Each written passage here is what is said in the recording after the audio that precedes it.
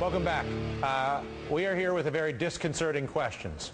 Are things in our country so bad that it might actually be time for a revolution?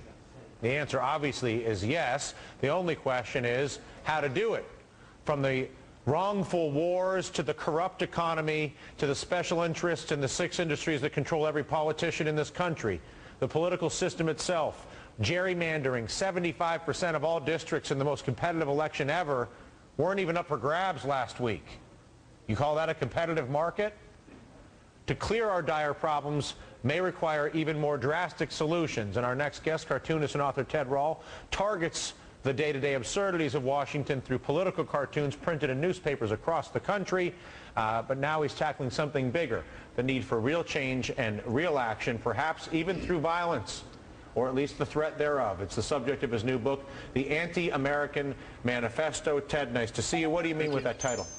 Well, the title's partly in jest. Obviously, I am American, I love America, and the point is to save America. I wanted to own the title because I thought that's what the other side is going to call any call to change the system entirely. If you were to look at the way government changes, the political process being the most preferable, although sometimes viewed as totally ineffective or destructive, the bond and financial markets, which is certainly an opportunity for those to intervene over the next couple of years in this country and force meaningful reformation, passive resistance, and then the end game being violence. Why do you go to your book to the category 4, if you will, government change, which is violence?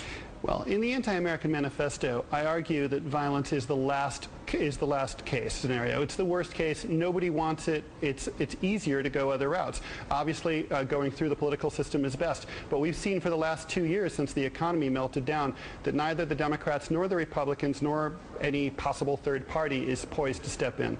We know that the financial markets are getting increasingly monopolized and are in bed with... They're an extracting machine. And they're in bed with the duopoly. Right. And, you know, as you showed at the opening of the hour, with the 1% of the country owning 24% of the income, and it's just getting worse, that process is just going to accelerate. In terms of passive resistance, the American left has been very peaceful since the early 70s, since the Kent State shootings. And where has it gotten us? Millions of people marched against the war in Iraq. What did it do? The tanks rolled in, just the same. One form of passive resistance would be moving your money out of the large banks or stop paying your mortgage. If you could get everybody to do it, it would work. But you can't even get everybody to stop littering. How are you going to get everybody to stop doing that? And how about waiting out the bond or the currency markets, basically waiting for somebody to tell Ben Bernanke and Tim Geithner that their scam of printing money and covering up the theft is up? Part of the problem is we don't really have time to wait. We've got a real unemployment rate of almost 20%. Yep. The economy is in deep trouble. People are getting thrown out of their homes, over 10 million of them. The planet's in trouble.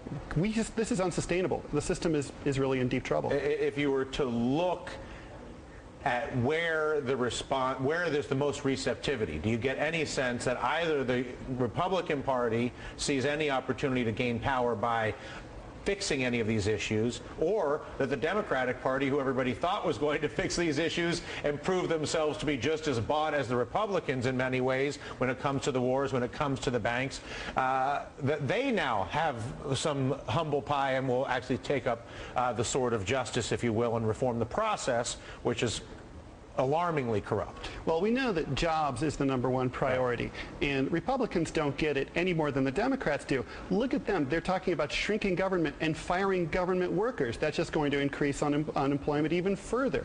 The Democrats have been in power for 2 years. They haven't done squat. We know that the unemployment rate is going to keep going up. There's not one attempt at a jobs program from this president. So what are we going to do? I mean, it's up to the people. As John Locke said, you know, the people have an obligation to revolt when their government fails. When you look at the behavior that we see in France or in England, where they love to revolt in a sort of semi-violent way, meaning subway strikes, all the bus drivers, all the subways, parking all the 18-wheelers on the highway for days at a time.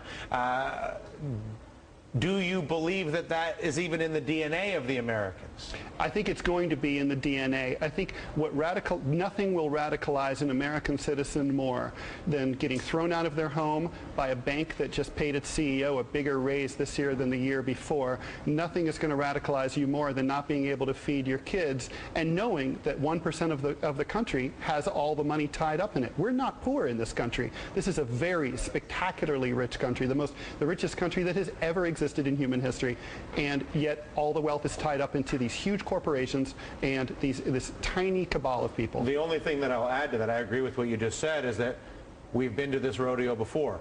The last time there was a high rate of change, the Industrial Revolution, a few people accumulated a tremendous amount of power and money because of the technological change, and it required an incredibly audacious and capable president, Teddy Roosevelt, to step in and say, no mas. I think everybody was hoping that now we've got high rate of change again, technology as opposed to industry, and yet we don't have the president saying no mas. We need an FDR. Yeah, indeed. Listen, a pleasure to meet you. Likewise. Congrats on the book, The Anti-American Manifesto. Ted Rall.